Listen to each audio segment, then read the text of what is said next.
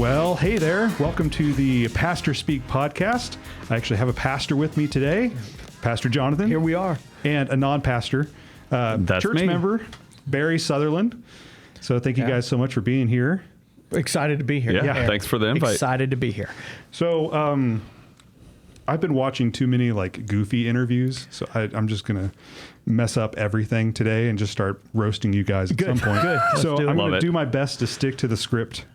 What are we talking about today? Why'd you bring us here? Yeah. It's kind of a critical thing to know. Okay, so you guys just recently got back from Colorado. Yeah. A mission trip to Colorado. I've only ever known about it.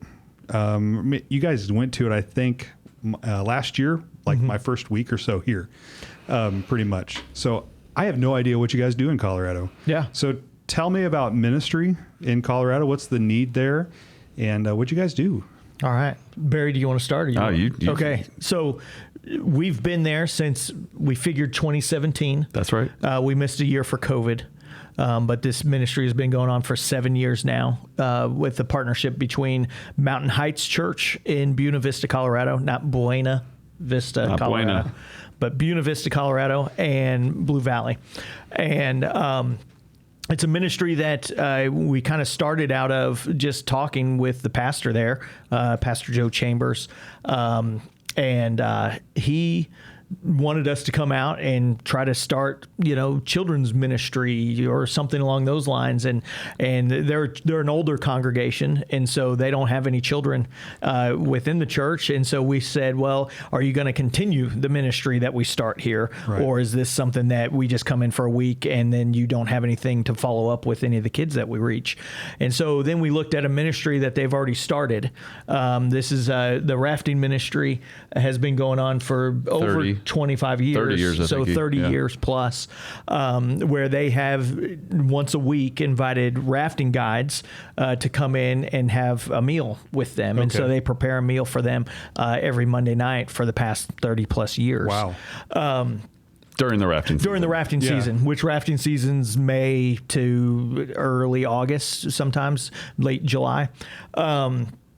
And so, they've started this ministry, and then when they moved buildings, they built the building for the purpose of this rafting ministry. So there's a big fellowship hall with a large kitchen.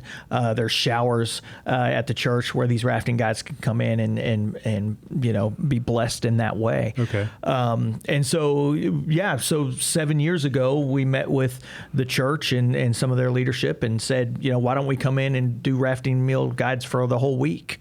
And rafting Rafting guides, guide meals. something like Yeah, that. Yeah. So that's what we did. Started out just feeding them all week long, and have had different ideas of competitions and things to do with them, but just realized they just want to come and hang out and have conversations and eat a good meal, and so that's kind of what we do. Yeah, I think what's critical to understand is that I think a lot of people, especially people in Johnson County, would look at a large swath of this rafting guide population as outcast. Okay. They're wanderers. I mean, they'll be rafting guides during the summer, and then winter comes around and they'll go be this ski instructor or a snowmobile guide or whatever. But then they also, when they're there for the summer, they're living in a tent on their company's property, or they're living in their van, car, yeah. or some of them do have an apartment. They're long timers that always come back. But yeah, they're generally little unkept. They're showering every couple of days. Some They less. get a river bath every They get a river bath, yeah. Some less than others, but it's. I think that's a big part of the ministry is seeing them as they're not the outcast. They are, as Jonathan said, they want conversation, they want interaction, they want a hot meal, they want all the same things that we want. Yeah. They just might look a little bit different. And the people of Buena Vista, they've given them a name, and they're called river rats. Oh. And so that's flattering. the people in town. If you're a river guide, you're considered a river rat, and Are they treated like that too? in some places, Yeah. yes. Yeah, in some places. Okay. But, when we open the doors at the church, they come. Yeah. We fed over 150 on Monday night. And then each additional night we were, about 120 to 130 each of those nights feeding them. So it's amazing ministry out there. Okay. Yep. Yeah. Wow. Okay. I didn't expect that level of disdain, I guess, for river guys that come in. Yeah, which is it's interesting because they are the biggest part of the tourism for BV is the Arkansas River. People come there for this and hiking and other things, but primarily for a lot of people come for that. Yeah. And for them to be looked on with that kind of disdain is just it doesn't make sense. Yeah, you're the one bringing in all the people and money and support that this town could get. Correct. Wow. Yep. Okay. So what else did you guys do in Colorado while you're there? I mean, you're feeding river guides, but what else? Yeah, so the river guide, the meals happen, about 3 o'clock to 9 o'clock in the evening. Oh, okay. So it's a long period of time. Yeah. there. So in the morning though, we've started working just in the community. Yeah. We work around the church and just pulling weeds and kind of getting the building just kind of updated and cleaned up and those different types of things around the yard. But then we started a new ministry partner this year, which is 5110 Youth Ranch. And I'm going to let Barry talk about that because he spent more time there than I did. So. Yeah, so this was the connection to it was pretty interesting. So 5110 Youth Ranch is it's a not for profit that is trying to help troubled teens in the area. And their goal is to partner a teen with a horse and then a leader, and just some therapy around that. But it's all Christian based. It's based off Psalm 51:10, and so the way it came about is that the founder of that youth ranch, he's got a men's prayer breakfast. And one of the guys that attends his men's prayer breakfast attends BV, Andy, I think it is. And Andy just mentioned to him that, hey, we got this group coming from Overland Park, Kansas, and they're looking for opportunities to serve, and they open the doors. And we've done a lot of things over the course of 7 years of this ministry in the community outside of just the church or the church members.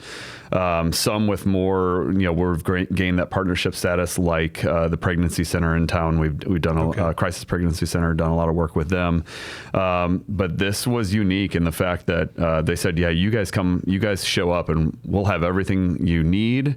We'll have the tools. We'll put you to work. And it was awesome. Not only did they live up to that, they showed up. I mean, we were a bunch of folks were working on building a path from their main house down to a prayer garden, and then eventually down to the horse, one of the horse riding rings. And then I was working with Melinda Holland's sister Trudy, and they have a goat enclosure. Not only do they have horses, but they've got ducks, chickens, goats, donkeys, but they have a goat enclosure that they had recently built that they wanted to weatherproof on the inside. So Trudy and I spent the better part of a few days just reinforcing the inside and making it a little bit more weatherproof. And so, but we showed up and they had all the materials, they had all the tools. We had to bring we didn't even need to bring gloves. They had gloves that they bought for us. They just needed people to do it. They needed people to do it. They're small. Greg, the founder, said they're, typically about a 4-person organization. They get volunteers here and there. They've got board members that might, contribute, but they said, if as many people as you can send, we'll use them. And we sent, I think, the first day there was probably 8 or 9 of us. The next day there was probably 10 or 11, and then that Wednesday we probably had another 10 or 11 that were there. And it was awesome, not only in the fact that we've now kind of built this partnership of something we can go back next year and do, and the years after, and continue to build that partnership. Yeah. But it was also cool because every morning before we even got started, Greg wanted to pray over us. He wanted to pray over the work that we were about to do. So that was kind of unique. We haven't had that before. But he also, on Tuesday, had a couple of both of my kids were there, and a couple of the other students were there. And he wanted to, he knew that we were given to them, and he wanted to give back to us. So they took like an hour and had a couple of their folks let the kids jump on horses and ride around the ring, and that was just kind of cool. He wanted to invest in what we were doing, so that's a pretty cool partnership that we've been looking for 7 years now, and we finally found it. And I'm excited for what it's going to mean for the future. Yeah, that's a cool ministry opportunity, I think. Yeah.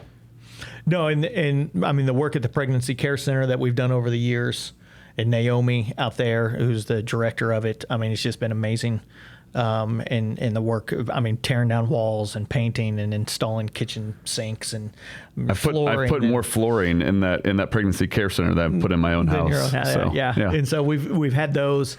We've worked with the Buena Vista School District in the past. We're looking forward to working with the Christian school that's out there next year as well. So those are already things in the plans for next year. So, yeah. This isn't in the pre-approved list of questions. Go for it. No, I find that mission trips, we go to bless others. Yeah. And to serve God by serving other people, essentially. But oftentimes we get blessed by going. What are some ways that you or other people in the group mentioned how they were blessed by going? Yeah, that it's funny. I was just thinking about that earlier. So at the end of every day, we're done with the meals, we're done cleaning up the church, we're done cleaning up the kitchen. We get together as a team and just kind of download and, hey, what were the conversations you had? How did God open your eyes to something today? And that last day, so Friday, we had wrapped up, and actually Pastor Joe from Mountain Heights, usually shows up on Saturday morning to send us off, but he couldn't be there, so he talked with our team, and then they left, and we just had our regular team meeting, and people were really, I felt like throughout the week, he kind of has this slow build, and then by Friday, people were really sharing and talking about the ways that God was really impacting their lives. And I just felt led to share with the group that, this is my 6th year going on this trip, 6 out of 7. And I felt led to share that, the reason I come back every year, I've been on other mission trips here not here, but in previous churches. And yeah, they're all a lot of work. There's a lot, and this is no different. These are long, long days, especially if you're serving in the morning and then, and then going and serving meals in the afternoon. So you're exhausted. But I've never had a mission trip where I feel so much like my cup has been filled as I have with this one. Every single time, it doesn't matter how I enter that week.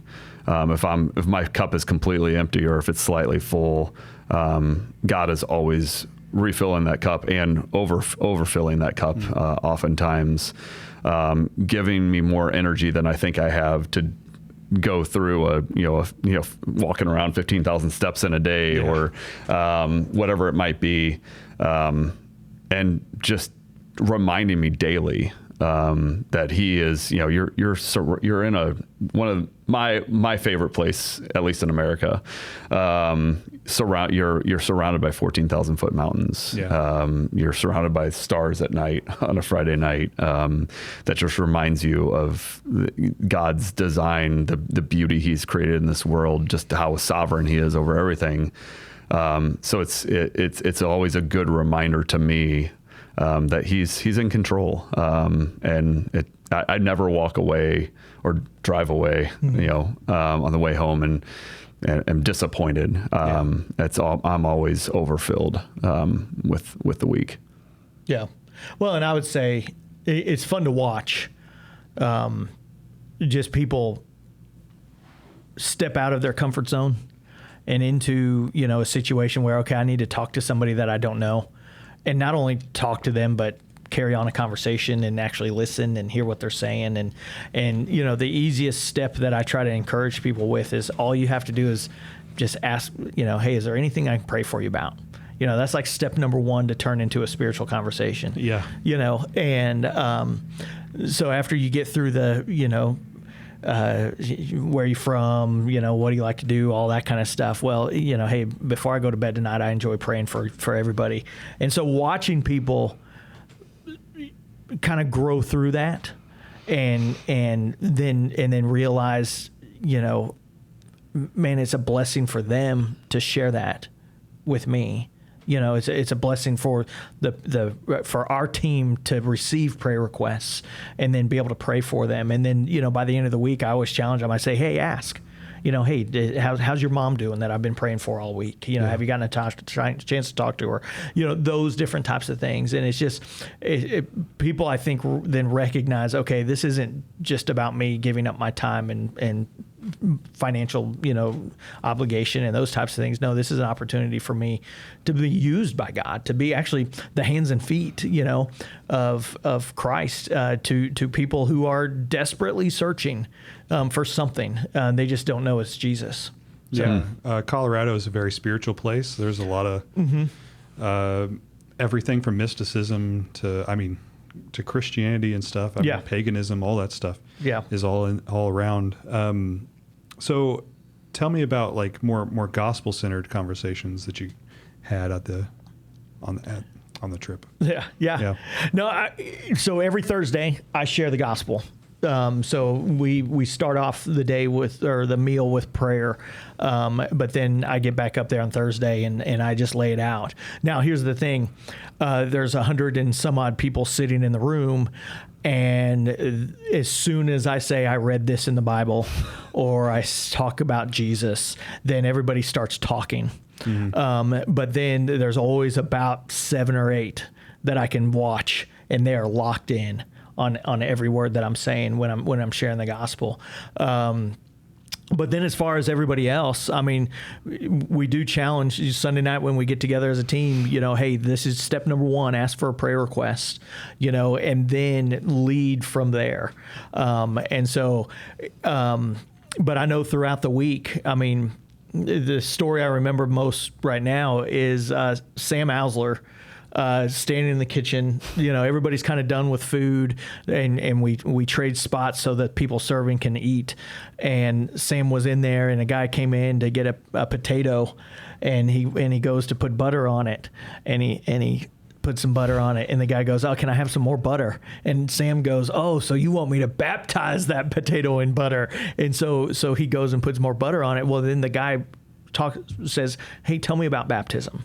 And so then Sam, and I think there were some other students there, just begin to have this conversation through the window, the serving window, with this guy, and then continues that conversation. There's other stories of, just because we've been there so long, Brian Barth has built an amazing relationship with a rafting guide. His name's Josh. And, Josh looks for Brian every year. And so last year when Brian wasn't there, Josh came up to me and goes, where's Brian? And so it's that continued, of watering that seed that we planted year after year after year. And there's a lot of casting seeds right now. Yeah. And us going back is that kind of watering, because people finally realize, oh, these guys are serious about this message that they have, because we've been back for 7 years.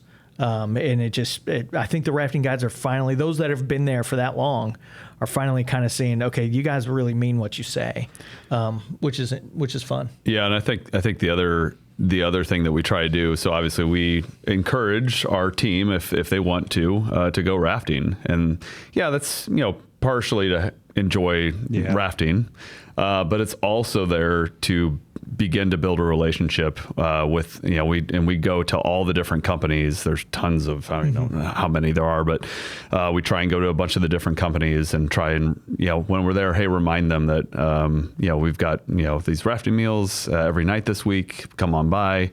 It was pretty cool for me. So myself, my son Evan, and Steve Petrasek all went together.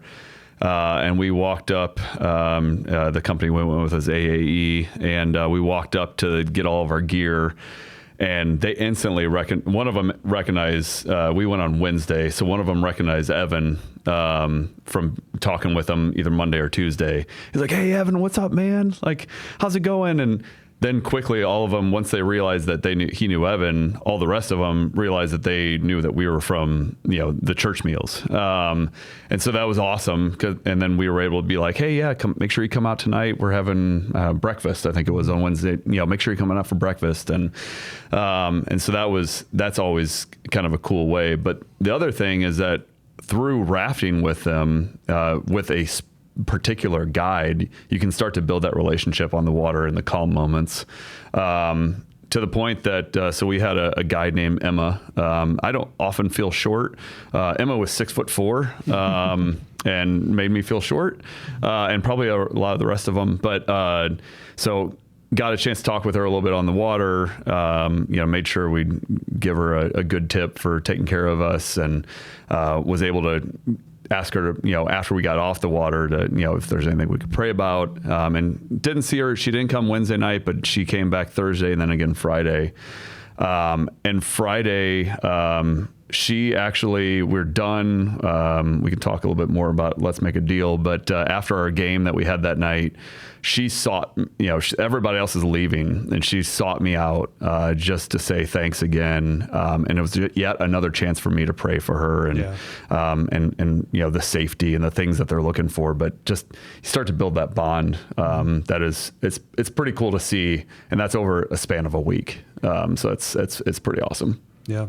What were some unique challenges from this year's trip? I think one that we talked a lot about beforehand. We always have there's a handful of us that have been a good majority of the times on this trip. I mean, you've been on all of them, but like myself, Brian Barr, Steve Petrasic, there's a handful of us that kind of come every year, and then there's always kind of this new kind of cast of characters every year that come out, and if you haven't been on the trip, you don't know. If you haven't been on a mission trip, you don't know what to expect. Mm-hmm. But if you haven't been on this trip, you really don't know what to expect. Because when Jonathan first started talking about it, he called it a reverse mission trip, because you're doing all the work in the evening. Well, we're also doing some work in the mornings too. So it's a lot. And so I think there was a little concern about, we had a third or over a third of the group was new to this trip, which can be a little daunting. But I think we quickly saw that was not the case. It was probably one of the smoothest years, at least in preparing the meals, and that we've had, I think, in the entirety of this trip. Yeah. So. Yeah. No, this year was really smooth. 9 vehicles heading out to Colorado is daunting. Yeah. That's probably one of the most nerve-wracking things, as the one leading the trip, my goal is to get people back home. Yep. And so, but yeah, we had 41 people go this year. Wow. From the age of, 1-year-old, which was Rosie, to, I don't know who our oldest was, but, we just had a really good team this year, that worked well together. And those who have been there kind of knew the ropes and, know what to do as soon as dinner's over. And so really this year it went so smoothly, it was kind of amazing. That's good. Yeah. That's good. Yeah. One last question for both you guys. How have these trips changed you? Like when you come back, how have they changed you? Your outlook, whatever, how have they changed you? And for someone who's leading the trip, that might look differently than someone who's but also going on the trip. Yeah. You want to jump in? I mean, if you know something, go for it. Well, I would say in a couple ways. I mean, first, one thing we didn't talk about is this is the second year that we've actually I led the worship. Yeah, on Sunday morning. At Mountain Heights, which is fun. But it also kind of prepares my heart for what's ahead. One of the challenges is we don't often know what Joe's going to preach on, and enough to prepare in advance like I would if as I've done here before. But no, it's a chance for us to give Karen, who kind of heads up their worship ministry, give her a break and the rest of her team a break. So we had, I don't know, there's I think 8 of us that were up on the platform leading worship. And so that's always good because it kind of builds me up for what's coming. Now on the flip side, coming back, I think it has taught me to just lean more into God, and remember all the things that we were taught, whether it was through just the work that we're doing, or Jonathan always prepares a devotional, and the devotional this time was built a lot around the Samaritan, and how do we care and love for those, especially those that don't look or act like us. And so that's something that I've absolutely carried back into my Monday and my Tuesday and my Wednesday, after at work, and how do I care and love for those that are around me, and just remembering those messages, but also remembering the things that God taught me through, spending Friday night before knowing we had to pack up and leave at 6 a.m., but spending about 45 minutes to an hour outside, just amazed by the Milky Way that you could see with the naked eye, and just God's creation that was in front of us. So I think this year specifically, I always have my quiet time in the same spot. We've been in this house this is our third year, and there's a big window that looks straight up to Mount Princeton. And Sunday morning, I woke up and was spending time with the Lord, and what changed me this year was, as I was sitting there in my chair and looking, I'm going, God, this is all amazing. I mean, your creation is beautiful. Looking at these mountains is unbelievable, but none of it compares to knowing Christ. And I know I've said that. I've been in ministry for 20 plus years, and I've taught that, and I've said that. But for some reason that Sunday morning, I was like, nothing else matters. Like it doesn't matter where I'm at. Doesn't matter, if God places me in Colorado or places me in Kansas or places me somewhere else. The only thing that matters is Jesus. And, like I said, I've said that 1,000 times to hundreds and thousands of people. But at that moment, I was just like, yep, nothing else matters. It hits different. It hits different. Nice. Yep. Well, I just want to say thank you guys so much for being a part of the Blue Valley Pastor Speak podcast. Absolutely. To our listeners, if you have any questions, we always try to answer questions in like a mailbag episode. Please send those questions to justask@bluevalleychurch.org. And until next time, go serve your King.